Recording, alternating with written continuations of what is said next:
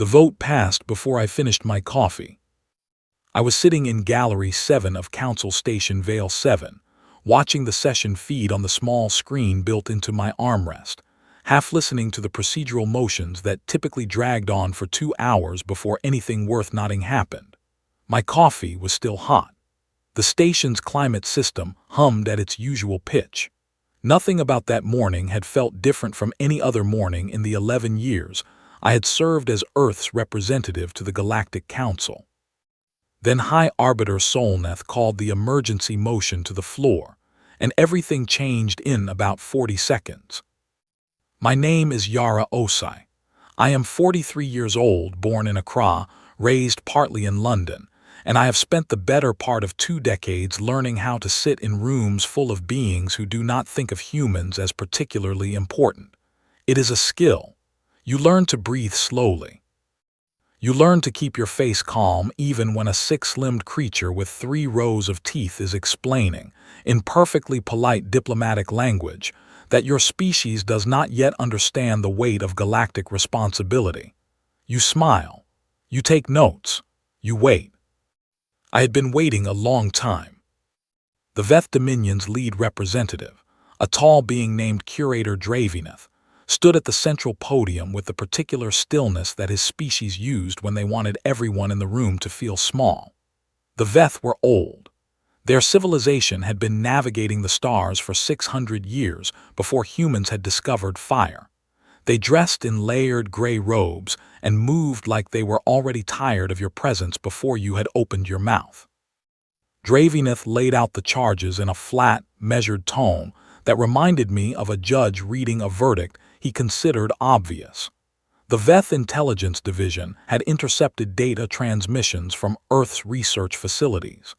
The transmissions contained signatures consistent with adaptive reconfiguration systems. Under Section 9 of the Verath Accords, which Earth had signed upon joining the Council, adaptive reconfiguration systems of a certain yield classification were prohibited outside of approved research programs submitted to the Council for review. Earth had submitted no such review. Therefore, Earth was in violation. He paused, let that sit. Then he moved the emergency motion. Formal censure was insufficient, he argued, given the scope of the violation and Earth's short history as a Council member. The Veth Dominion called for a declaration of military conflict to be enforced by Council-sanctioned forces until Earth's programs were dismantled and its research institutions opened to full inspection. There were 61 species represented in that chamber. I watched their reaction the way you watch weather form, reading the currents before the rain starts. Some were alarmed. A few were calculating. Most were simply deferring to the Veth, the way the smaller, newer members always deferred to the Veth, because the Veth had 16 warships for every one that the next largest fleet could muster, and in galactic politics, that kind of math has a way of shaping opinion. The debate lasted 6 minutes. That was not a long debate by Council standards. I had once watched a committee spend 4 hours arguing over the font size of a trade agreement header. 6 minutes. The vote came, 47 in favor, 11 opposed, 3 abstaining. The Galactic Council, by majority motion, had just declared war on Earth. I looked at my coffee, still warm. Then I started laughing. It was not a polite laugh. It was not the kind of carefully controlled smile that diplomats deploy when they want to seem approachable without revealing anything. It was a real laugh, the kind that comes from somewhere deep, from a place that has been holding something in for a very long time and suddenly has permission to let it go. The chamber went silent. 61 species, representing roughly 300 star systems and several thousand years of collective diplomatic history, stared at me. I was the only human in the room. I was, at that moment, technically the representative of a planet that had just been declared an enemy of the Galactic Council, and I was laughing. Curator Draveneth's crest, the wide ridge of pale cartilage along the top of his skull that served as a kind of emotional display for his species, shifted from its usual neutral gray to a mottled, uncertain violet. That was the Veth equivalent of someone blinking several times in rapid confusion. High Arbiter Solneth, whose species had 4 eyes and used all of them efficiently, turned 2 of them toward me with an expression I could only describe as deeply unsettled. "Representative Osai," Solnath said, using the formal address with extra precision, the way people do when they want to remind you that you are supposed to be behaving. "This chamber has just rendered a binding motion." "I know," I said. I put my coffee down. I straightened my jacket. I got my face under control mostly, though I could still feel the edges of the laugh trying to come back. "I apologize for the disruption, High Arbiter. I would like to invoke my right to address the chamber before any enforcement measures are actioned." There was a murmur. A few species exchanged what I assumed were significant looks, though reading alien facial expressions across 61 different anatomies is an art form I had only partially mastered. Draveneth said, quietly but clearly, "The representative of the offending party does not traditionally address the chamber following a conflict declaration." "Traditionally," I agreed, "but the procedural statutes of the Galactic Council, Article 14, Clause 3, grant any member representative the right to an address before enforcement action is taken. Earth is still, technically, a member. The enforcement action has not yet begun." I looked at the Arbiter. "Unless the Veth Dominion would like to add a violations of procedure charge to the list as well." Another murmur. This one had a slightly different quality. Somewhere to my left, I heard what I was fairly certain was the sound of the Kelith delegate suppressing something very close to a laugh of its own. Solnath deliberated for approximately 4 seconds. Then, with the gravity of someone agreeing to something they would regret, the Arbiter said, "The chamber will hear Representative Osai." I stood up, smoothed my jacket one more time, and walked to the podium. The chamber was very quiet. I looked out at 61 species, at compound eyes and echolocation slits and bioluminescent skin patches, and the quiet, patient gaze of beings who had been navigating the politics of the stars long before my ancestors had learned to write. I looked at Draveneth, who watched me with the detached certainty of a being who believed this was already over. I took a breath. "Before I explain," I said, "I want to ask the chamber one question, not a rhetorical one, a genuine one." The silence held. "Has anyone in this room," I said, "actually read Earth's history?" Nobody answered. I had not expected them to. "Then let me tell you a story," I said. "It starts about 200,000 years ago, and it ends this morning, and I promise it will explain why I was laughing." I could feel the weight of their attention settling onto me like a physical thing. 61 species, 300 star systems, and one human standing at a podium, about to change the way all of them thought about the small blue planet that had been so easy to ignore. I took another breath. "It starts," I said, "with us nearly dying, several times, and what we did about it." It took me 45 seconds to establish the ground rules, because in any room where you are the underdog, the first thing you have to do is make sure everyone understands what kind of conversation is actually happening. "I want to be clear," I said, standing at the podium with my hands flat on the surface and my voice steady. "I am not here to protest the vote. The vote is the vote. I am here to provide context. And context, as any species with 600 years of diplomatic experience should appreciate, is everything." Draveneth said nothing. His crest had returned to its neutral gray. That was not a good sign. It meant he had decided to be patient, and Veth patience was the kind that came before a decision had already been made. I ignored him and spoke to the rest of the chamber. "The Veth Intelligence Division," I said, "intercepted data transmissions from 3 Earth research facilities. Those transmissions contained signatures consistent with adaptive reconfiguration systems. That is accurate. I will not dispute the data." A small ripple of attention moved through the room. They had expected me to dispute the data. What I will dispute, I said, is the interpretation. I had prepared for this.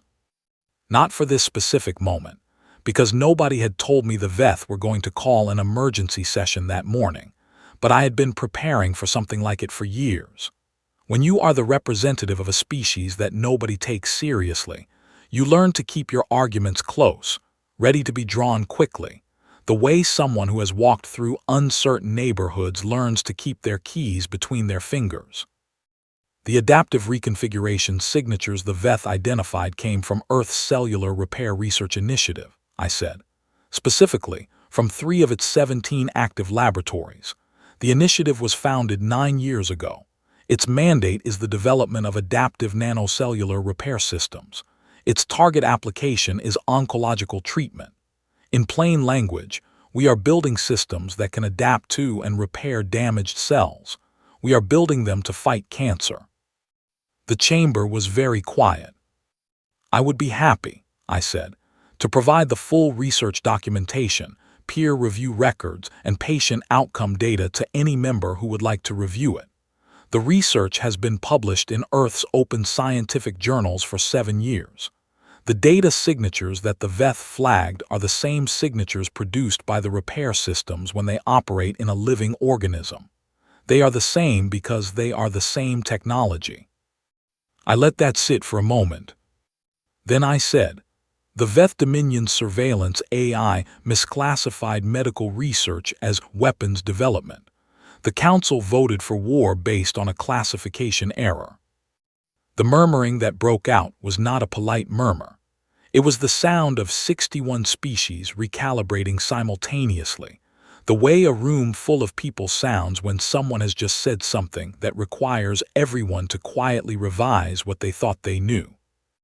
Draveneth spoke before the arbiter could call order. His voice was very controlled. The signatures are within prohibited range.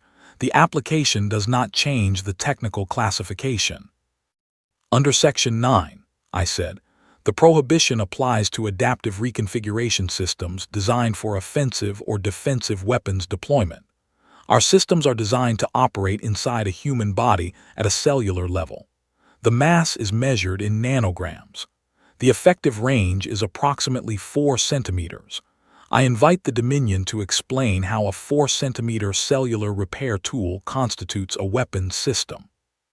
The Kelith delegate, a quiet being from a species that communicated primarily through color shifts, had turned a shade of what I had learned to recognize as amused satisfaction. 3 other delegates were consulting their advisors in urgent whispers. The accords do not specify application, Draveneth said. They specify signature. The accords, I replied, pulling up the relevant text on the podium display, specify, and I am reading directly, systems designed and intended for adaptive reconfiguration of matter at scale for purposes of offensive or defensive military application. Intended. The word intended is in the statute. Our documentation, our research history, our published literature, and our patient records all establish intent clearly. If the Dominion's argument is that the word intended has no meaning, I would welcome that legal position in writing. A longer silence. I could feel the room shifting, not dramatically, not all at once, but the way a tide shifts, the way something that was moving one direction begins, slowly and without announcement, to move another way. Arbiter Solneth said, carefully, Representative Osai, you are stating that the foundational evidence for this morning's motion was a misclassification. I am stating exactly that, I said. And you have documentation to support this position. I have 9 years of documentation, I said. I can have the full archive transmitted to every member delegation within the hour. Solneth looked at Draveneth. Draveneth looked at me. His crest shifted, just slightly, into a color I had not seen before on a Veth. It was close to the pale gold they used for uncertainty, but with something darker in it. Something that might have been the beginning of understanding that the morning had not gone the way it was supposed to go. I also want to note, I said, and here I allowed my voice to stay exactly as calm as it had been since I started, because the next part required precision. That the medical research question is only one part of what I came to say today. The room went very still again. The Veth Dominion is correct that Earth has been developing technology that did not appear in any council review submission, I said. They are correct about that. What they are incorrect about is which technology they found. I looked at Draveneth directly. We have been careful, I said, about what we submit to the council, careful about what we build quietly and what we build in public. Every new member of a large institution, when they are paying attention, learns quickly which information is safe to share and which information should be held close. Earth has been paying attention. What are you implying? Draveneth said. His voice had dropped half a register. I am not implying anything, I said. I am telling you directly that humanity has been developing actual defense systems. Has been for several years. We simply did not file them because we never assumed the council would be the deciding factor in whether those systems were needed. The silence that followed was different from all the previous silences. It was not the silence of confusion or recalibration. It was the silence of a room full of beings who had just heard something that changed the shape of the conversation entirely, and who were each privately deciding how to feel about it.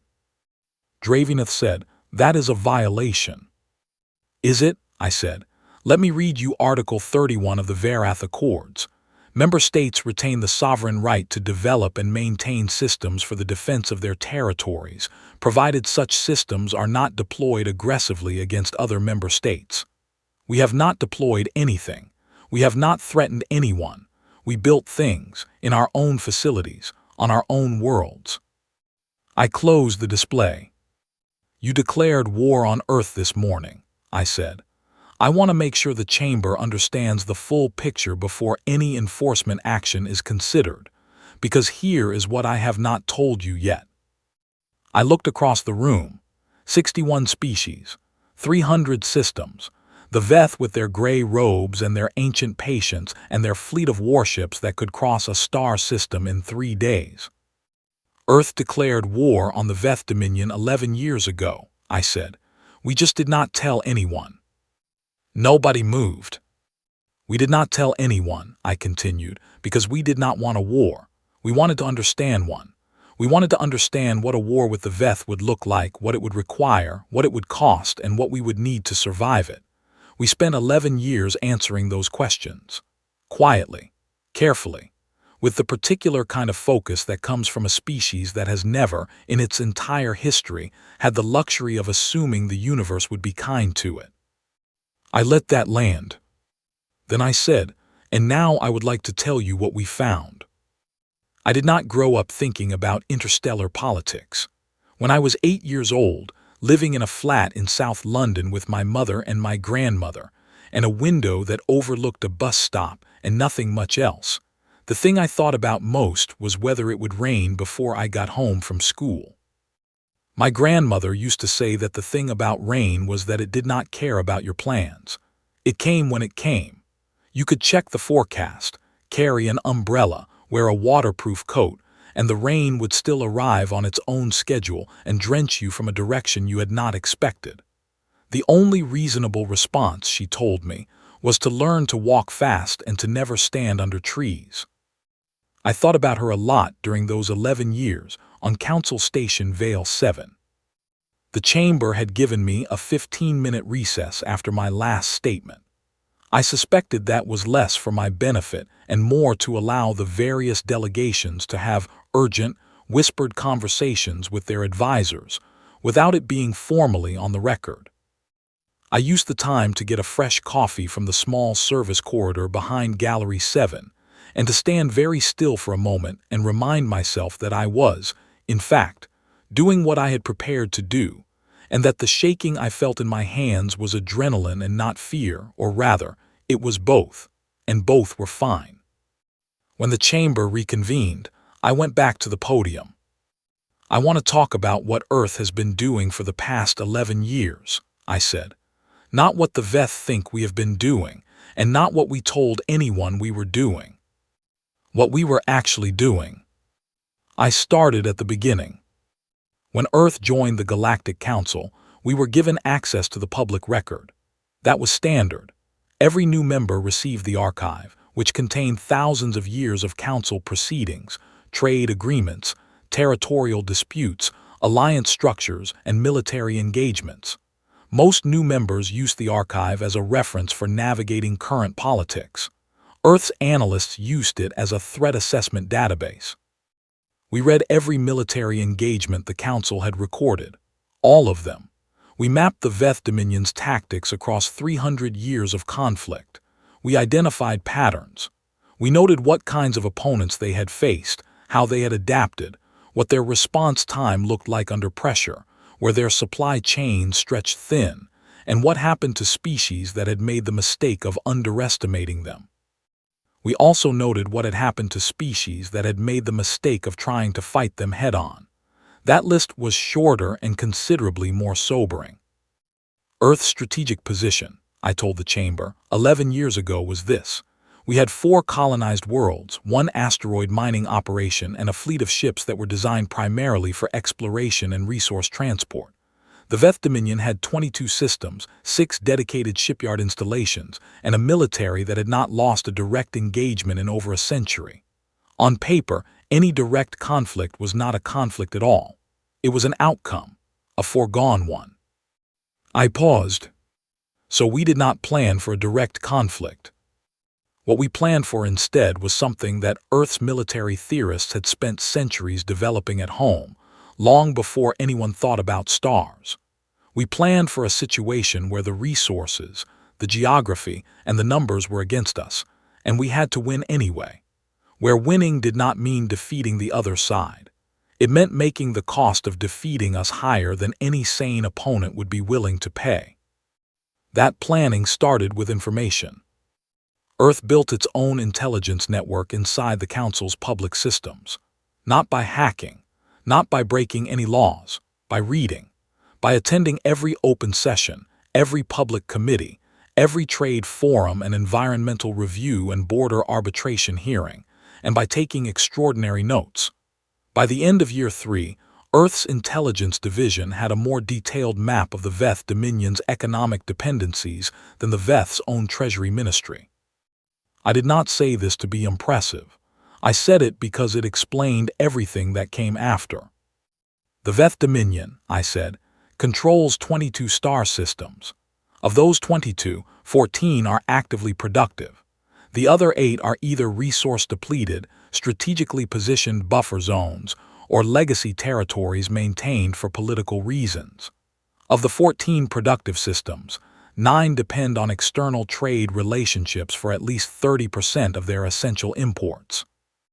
I brought up a display that showed the trade network, simplified but accurate.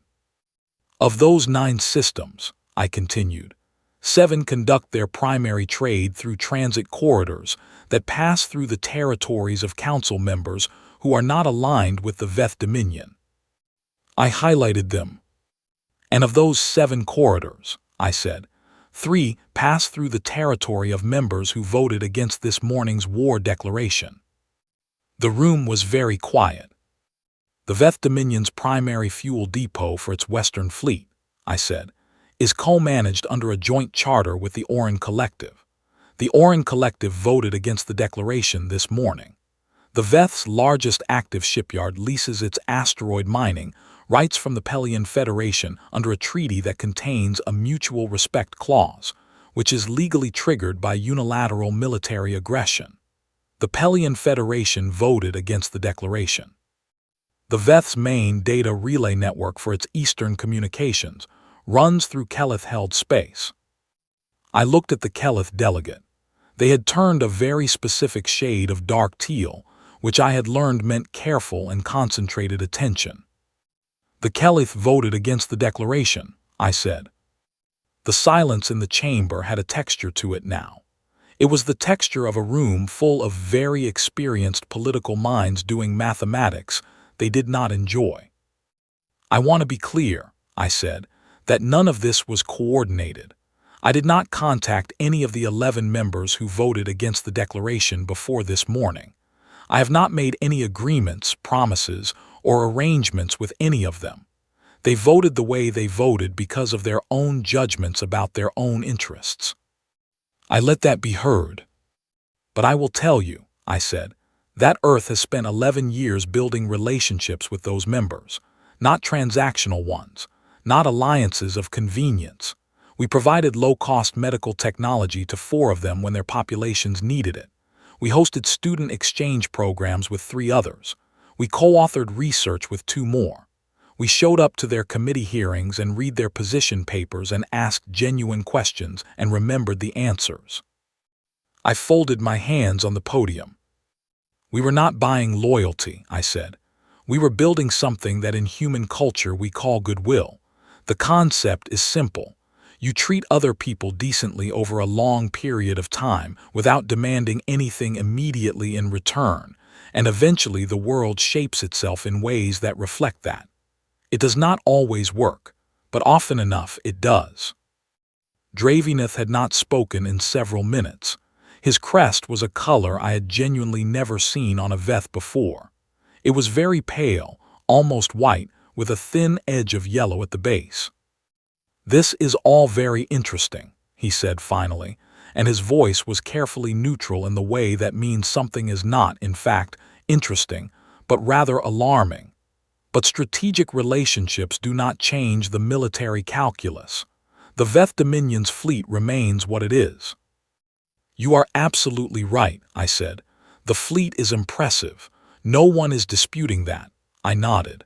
"And I want to be equally clear that Earth is not in any way claiming to be a military match for the Veth Dominion. We are not. We know exactly what we are and what we are not." I reached into the folder I had brought to the podium. "What I would like to share," I said, "is a signal intercepted by Earth's monitoring systems 47 minutes ago. This is from a secure Veth military channel.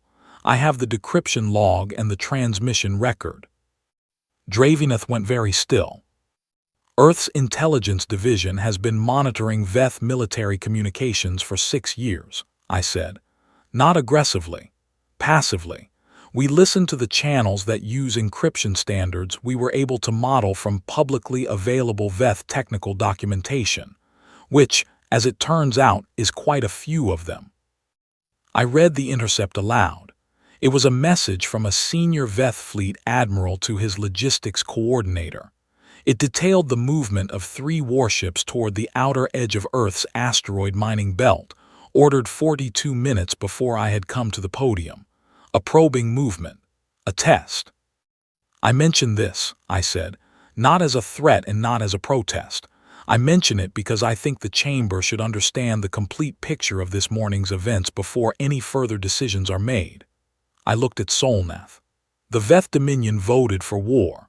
Then, while I was being given my 15-minute recess, ordered a fleet movement toward Earth's territory.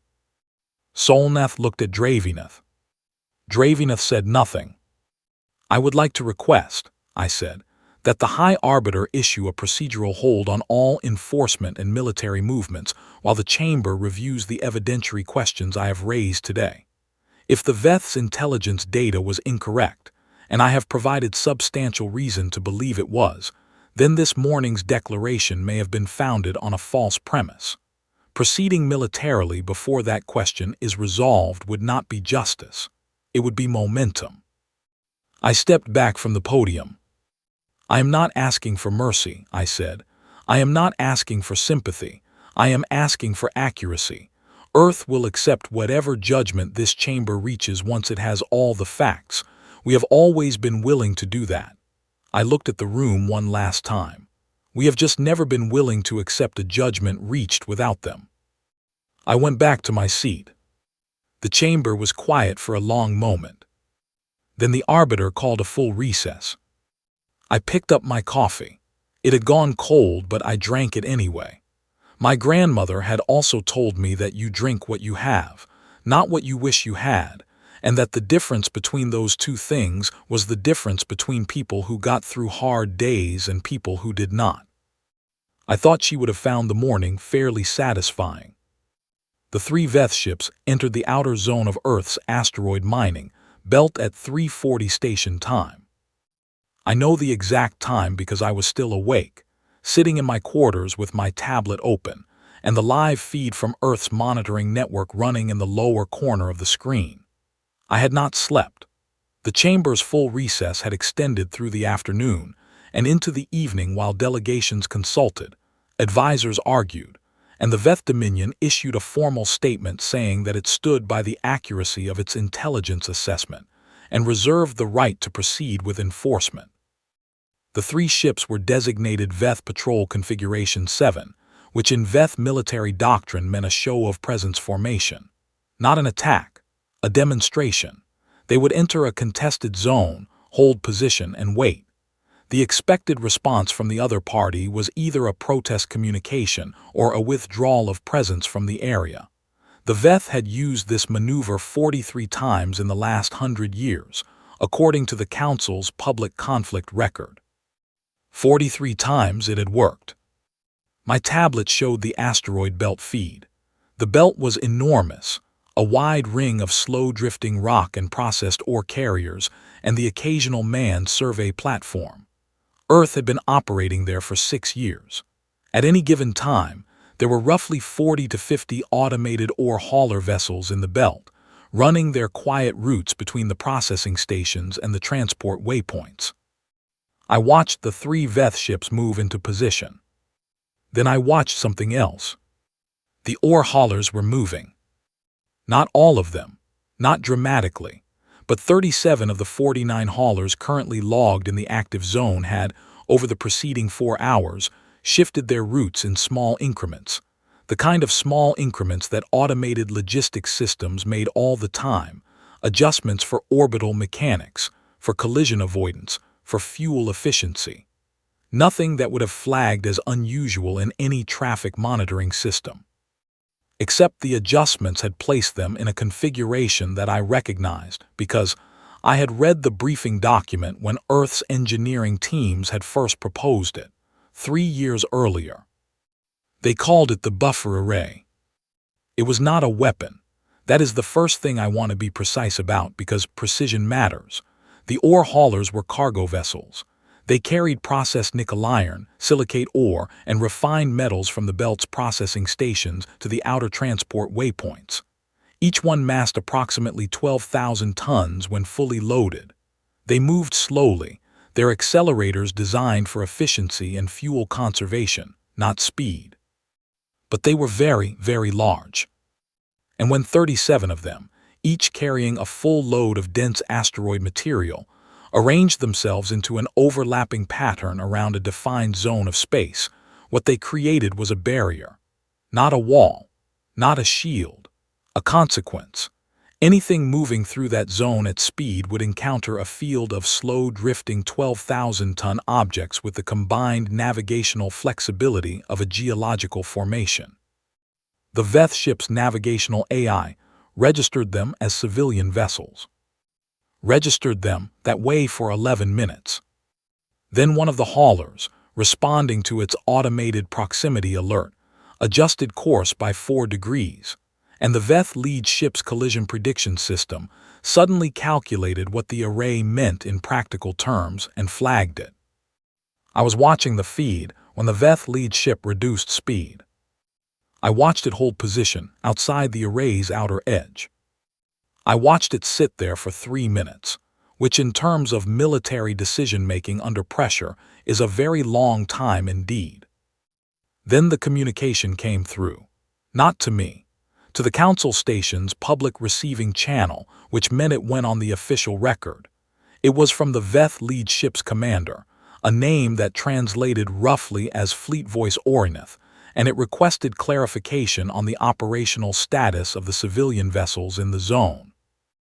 Earth's mining operations automated response system replied within 8 seconds. It confirmed that all vessels were active automated cargo carriers operating within their registered lanes. It offered, politely and without any emphasis, a complete route map for safe transit through the array if the incoming vessels required navigational assistance. Fleet Voice Orinath did not respond for 6 minutes. In those 6 minutes, I got up and made myself a cup of tea, because my hands needed something to do and I had run out of coffee.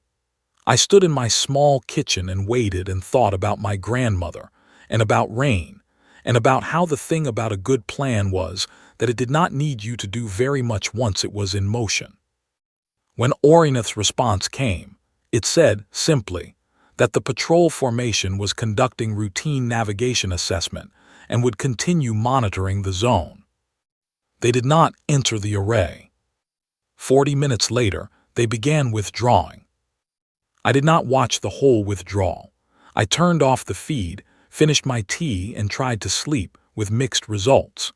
What I was thinking about, as I lay in the dark with the station systems humming around me and 300 star systems somewhere outside the hull going about their long, complicated business, was not the success of the moment. It was something simpler than that. I was thinking about the ore haulers, about the fact that Earth had looked at its situation years before this morning and had said, "We cannot match a Veth fleet in a direct engagement. So what do we have? We have asteroid mining operations. We have ore haulers. We have material and we have geometry, and we have the engineering capacity to think carefully about both." The array had been the idea of a woman named Claire Odom, who was an orbital mechanics specialist from a small research team in New Zealand. She had proposed it in a briefing document that began, quietly and without drama, with the sentence, "If we cannot be stronger, we should think about being inconvenient." That document had been approved, refined, and implemented over 3 years. Nobody had announced it.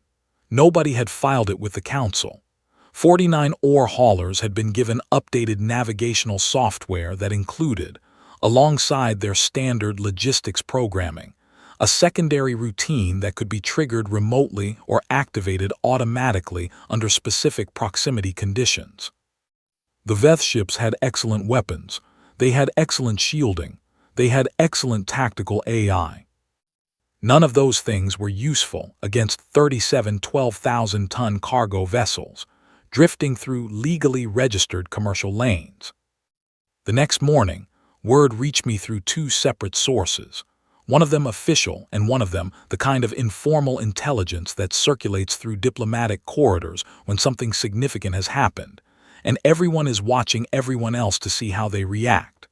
The word was that Fleet Voice Orinath had filed an internal report with the Veth Military Command. The report described the encounter in precise technical language, as military reports do. But buried in the operational assessment section, in the clipped, professional phrasing of a commander who was being careful, was a sentence that one of Earth's contacts had been able to retrieve.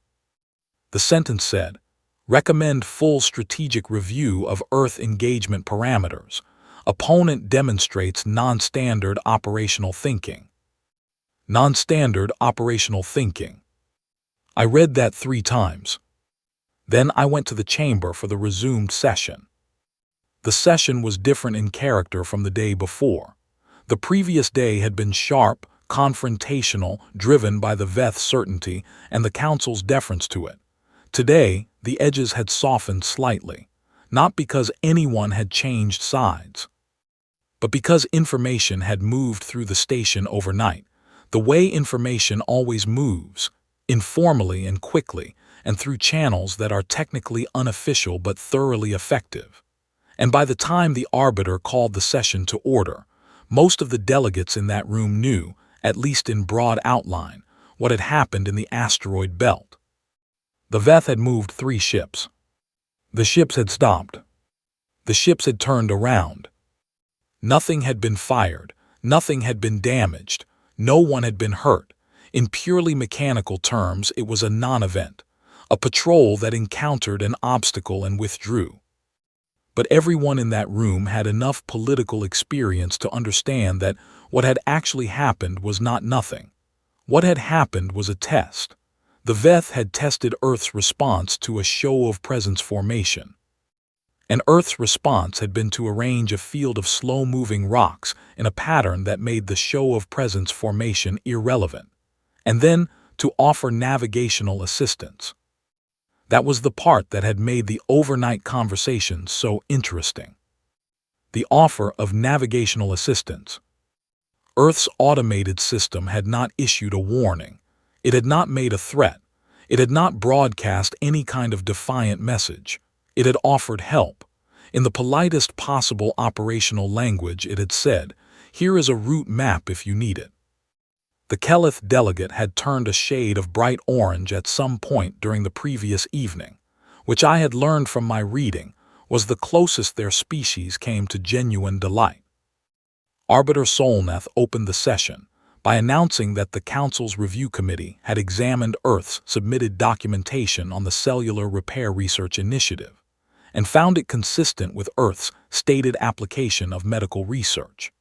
The committee had further determined that the technical signatures identified by Veth Intelligence fell within a classification gray area that required additional interpretive review before any determination of violation could be formally confirmed. Dravineth requested the floor. Solnath granted it. Dravineth stood at the podium for a moment without speaking, which for a Veth was unusual. They were precise beings. They did not pause for effect. When they paused, it meant something was being calculated. "The Veth Dominion," he said, "acknowledges that the evidentiary basis for the emergency motion may require further review." The chamber held very still.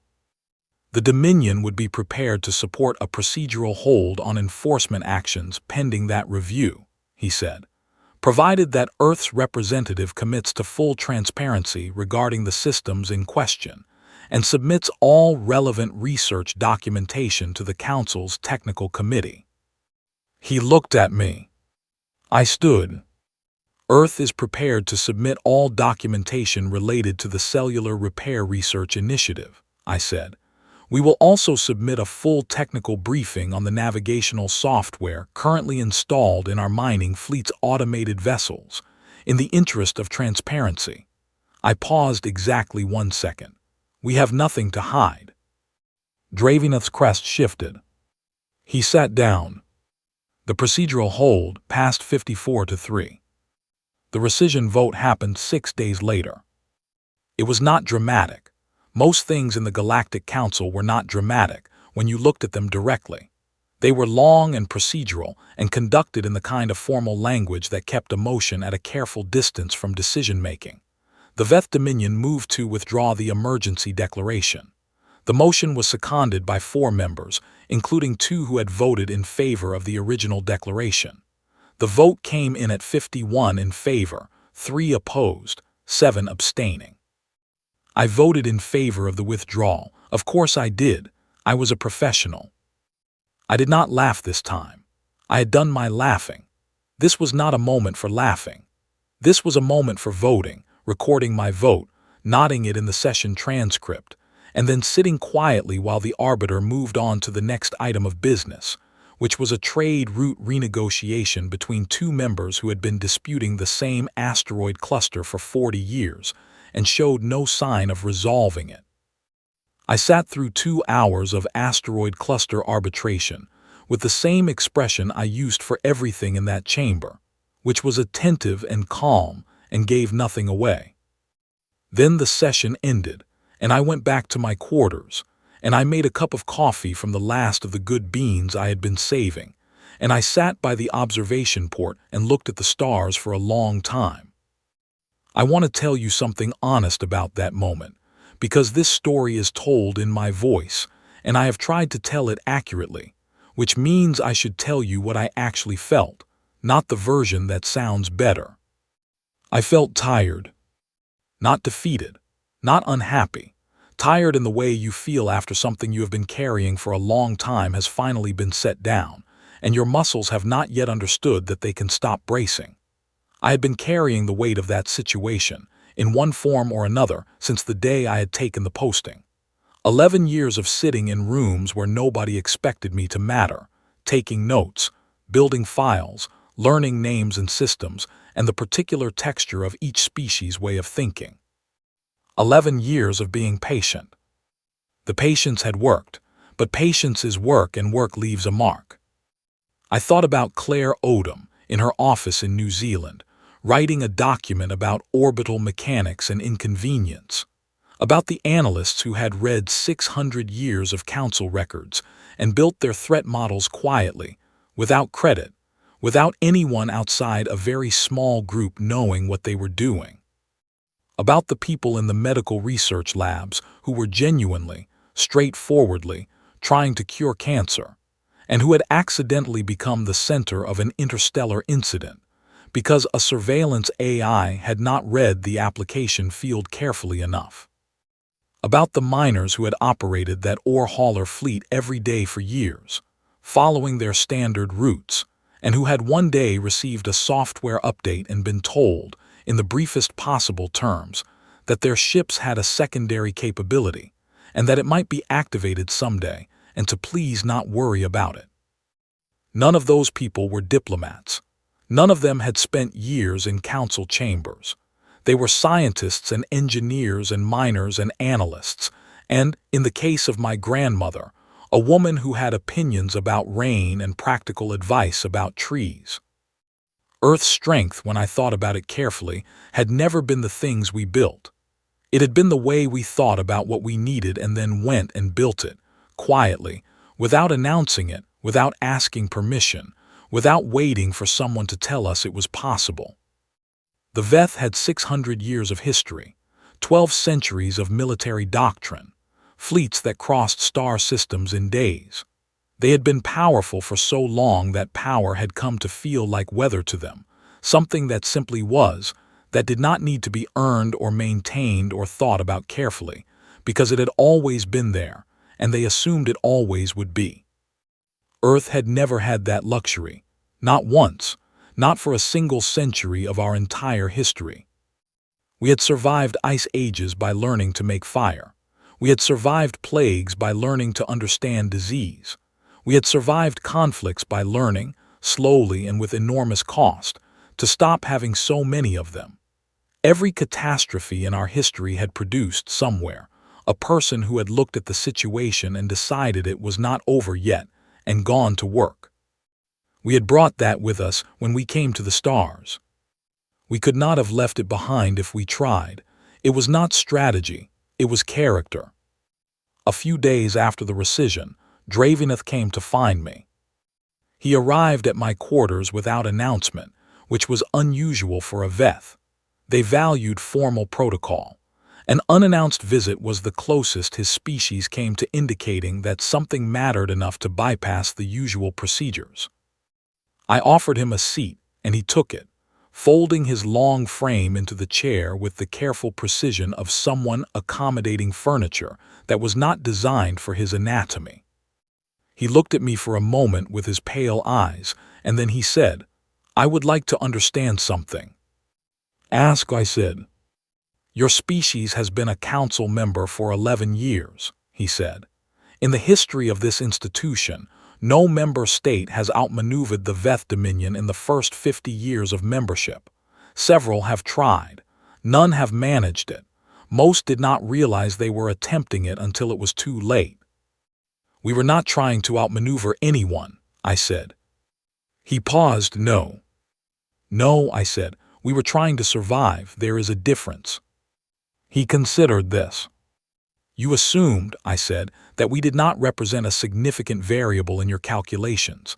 That is a reasonable assumption given the numbers. 4 worlds, 1 mining operation, 11 years. On paper, we are not impressive." I looked at him steadily. "But the Veth have not spent much time studying us, have they? Not really. Not the way we studied you." His crest moved slightly. "We reviewed your public record." "You reviewed our published history," I said. "Our cultural output, our political structures. You noted that we were fractious and noisy and had spent a great deal of our history in conflict with each other, and you concluded that this made us disorganized." I paused. "You did not consider what it means to have spent your entire history in conflict and to still be here." He was quiet. Every civilization that has ever threatened us, I said. We are still here. The ice came and we learned to make fire. The diseases came and we learned to make medicine.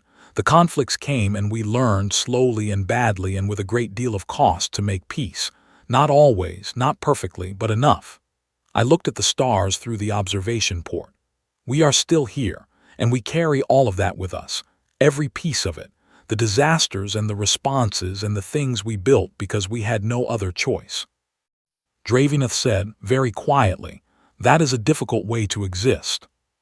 Yes, I agreed. It is, but it produces a certain kind of thinking that is hard to develop any other way. He stood to leave. At the door he stopped. Representative Osai, he said, I would like to propose through the appropriate channels a formal dialogue between Earth and the Veth Dominion, not a trade negotiation, a conversation about history, about strategy, about what the Council should understand that it does not currently understand. I looked at him. I will clear my schedule, I said. He left. I stayed by the window for a while longer.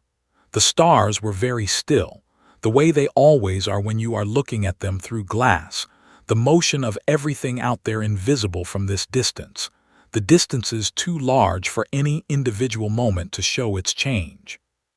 I thought about what I would write in my report to Earth's government. I thought about the ore haulers still running their routes in the belt, patient and slow, and carrying their weight. I thought about Claire Odom's document and its quiet opening sentence. If we cannot be stronger, we should think about being inconvenient. Then I thought of something wider than that. We had not won because we were stronger. We had not won because we were smarter, or better organized, or more advanced. We had won, if winning was even the right word for what had happened in the last 6 days, because we had spent 11 years taking the situation seriously while everyone else had assumed it did not need to be taken seriously at all. That was the part I wanted Earth to understand. Not the tactics, not the ore haulers, the habit, the particular, deep-rooted, hard-earned human habit of treating every situation as something that required your complete attention, your best thinking, and your most honest assessment of what you actually had to work with. We had gone to the stars and we had sat in rooms where nobody expected us to matter, and we had paid attention, and we had waited, and when the moment came, we had been ready. Not because we were exceptional. Because we had never once believed that the universe owed us anything, and so we had gone ahead and earned it anyway.